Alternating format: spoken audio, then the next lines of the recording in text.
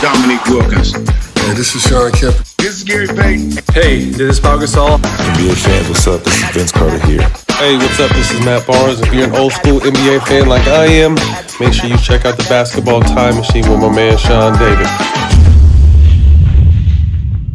Hey folks, what's good? Welcome back to the Basketball Time Machine. I hope you're ready for your weekly dose of old school NBA basketball. I recently discovered that I didn't cover my second favorite player of all time, Larry Bird, for almost 4 months now, which is way too long.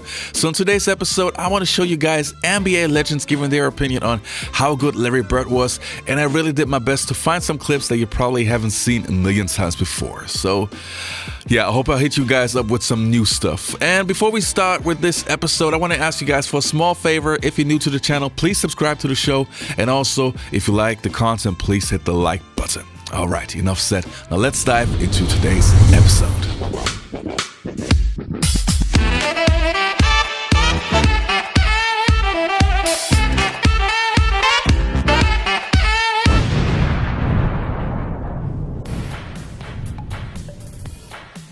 Now, how do we start? I would say let's start with Kevin Mchale, the player that probably has the greatest Larry Bird stories. And in the following clip, he's sitting down with the legend himself talking about Larry Legend. I was laughing because I was in the All-Star game with you when you walked in and asked who was going to get second place in the three-point contest.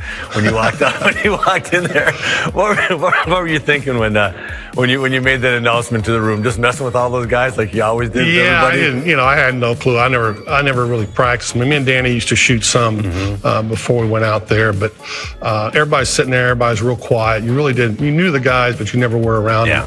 And nobody's really saying anything. So I walk in and look around, and it just came out. I had no clue I was going to win it. But that's just part of the competition. Okay, last question to each of you. Top 5 players of all time. Kareem, Hakeem, Larry, Mike, and Magic. Okay. You put Larry Bird over Michael Jordan. No, I said Mike and Magic. MJ and Magic. Okay, but you put Larry first. Now the next clip that I want to show you guys is from Wilt Chamberlain, obviously an old clip from 1995, and he talks about how great Larry Legend was. Let's check it out. Talk to me about race for 1 second. Larry Bird is considered a great player, but don't they sort of elevate him because he's a white guy? Well, I think that may be in the minds of many, but this man also was very, very talented. I think he epitomized what a forward is supposed to do, and especially in the game that he played, because he was technically correct. He was a correct type of basketball player, and most people today don't play the game correctly. I see. And he did. We still haven't heard Kobe or LeBron being mentioned. I'm thumb wrestling in that 5 between giving LeBron the edge over Larry. Bird 6. Okay. Bird, for those that don't know, won 3 straight MVPs in the league with the Showtime Lakers and Michael Jordan and the Bad Boys president. 3 straight MVPs. MVP. So you would say that was the baddest white boy ever? No question. Not even yes. No doubt. Okay. No doubt. Okay. 7. And he coached me for 3 years in Indiana. Right. How about that? Exactly. One of the greatest players that ever played this game. A kid from French Lick, Boston, and one of the few guys that ever be in a three-point contest and shoot with a warm-up shirt on. And for young guys that don't know him, they think of Larry Bird as a jump shooter, but he was so much more than that. He was a passer. He averaged double-digit rebounds. He defended. He took charges, and.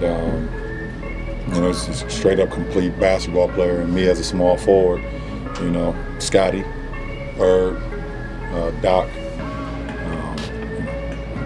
George Gervin, the guys that I kind of looked up to being a small forward. My rookie year, Mark Aguirre didn't want to play against the Boston Celtics for whatever reason.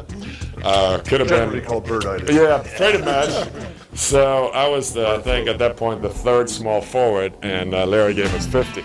So you see the outlet pass, beautiful outlet pass by Tree, goes past the defense. Larry jumps, and I'm like, oh, he's too late.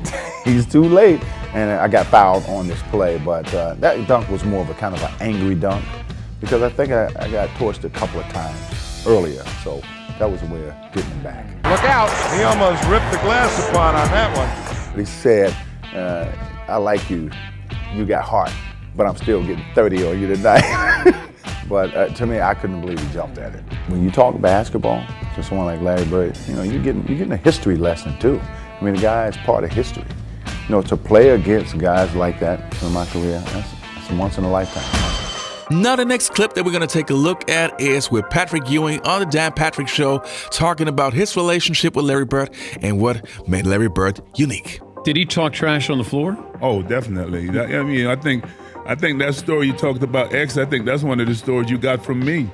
Oh, you might have got it from me. Blau used to always talking about that he can't jump, he can't do this, he can't do that. And, a lot of my friends was like that, So, I got to the league. I called all my friends back up. I said, all that trash that you were talking, you need to squash all that. This man is great. He can, whatever you were saying for a man who can't jump, he's demolishing everybody. So your guys are saying, how can you let this guy? Oh, he's doing it on everybody. But playing basketball with Larry Bird was like singing with Jerry Garcia. It was like talking science with Albert Einstein. It was like talking history with Eugene Debs. Yeah. It was just absolutely fantastic. Yeah, okay. Whatever. I never played with a better player than Larry Bird. Magic, James Worthy, Kurt Rambis, Kareem Abdul, all the Laker greats. I would always sit down and just ask them questions about certain games that I studied growing up. What actually happened there? What did you feel there and why? Bird tough to defend. Why? Because you look slow as shit to me. So like, I'm missing something. So like, tell me what I'm missing. You know what I mean? Fakes it. Bird. He passed it off the backboard to himself. This guy was going to do one thing almost every night that really spun your head around, made you do like a Linda Blair. You just couldn't believe this was happening. Perry. Bird to Vincent to Bird. Over the backboard! Oh, I don't believe it. He was playing chess and everybody else was playing checkers. He was 3 moves ahead of everybody else. And you never knew what he was going to do, but you knew it was going to be something special.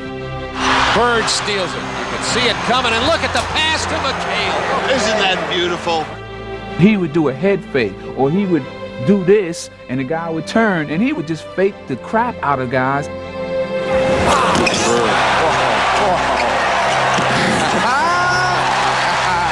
There's the play of the game right there. Larry used to come in the locker rooms. He'd be getting his ankles taped, and he'd say, hey, ball boy, run in and go find the scoring record in this building. He needed those kind of challenges. Bird with the step. Talk about creativity. One of the great fourth quarters in NBA playoff history, Game 7 against Detroit in 1987, Larry Bird suddenly, for no explicable reason, decided to bank in a left-hand 15-footer. Larry Bird, I don't believe that, John. And I can tell you, talking to Magic Johnson, that the Lakers were watching that game. This guy just about fell off the chair, just laughing. And I asked him about it, which is because. He was amusing himself in a playoff game. Lebron posted to his Instagram that he believes Larry Bird could have dominated in any era. And Shannon, you've often said Larry was your favorite player growing up. And we know your stance on LeBron being the GOAT, but how close was Larry Bird to LeBron? I start with you. I think they're closer than people think. I don't think people realize just how talented Larry Bird was and how great he was. Larry Bird was a career 24, 10, and 6 guy. Was under 10 seconds. And we came back out of the timeout. Larry said, I'm gonna get it right here, X, and I'm gonna shoot it in your blinking face. And I was like, well, I'll be right here waiting on you too. Let's see if they wind it all the way down. Bird hits the hoop. What a shot by Larry Bird. He hit it and he looked at me and he was like, damn. I didn't mean to leave nothing on the clock. And I just looked at him and said, oh, conceited bastard. The greatest buzzer beater of them all was against Portland on a Sunday afternoon in Boston. DJ again to make the inbounds pass. The double team at Bird. Larry, fake, fall away. Hits it! All right! The gentleman you just talked about, Larry Bird. Oh, shit, that's the man, shit. He's like He's like your Magic, your Kareem, you know, that once in a life player, franchise changing player. That's the category that Larry was in. And not to mention, I like the way he led us as a team. He wasn't in your face, you know, that talking trash to you. He led by example. I hear that you retired. Thank goodness. I'm glad. I'm tired of seeing your face. Well, a lot of sad memories to me, but you know, I enjoyed you tremendously. I wish you a lot of luck, and I think you had a very wonderful career, even though you probably ruined a lot of my successful games against the Boston Celtics. All right, you guys, that was it for today's episode. I hope you enjoyed the content. Don't forget to leave a like and subscribe to the channel. And I guess I'll see you next time on the Basketball Time Machine.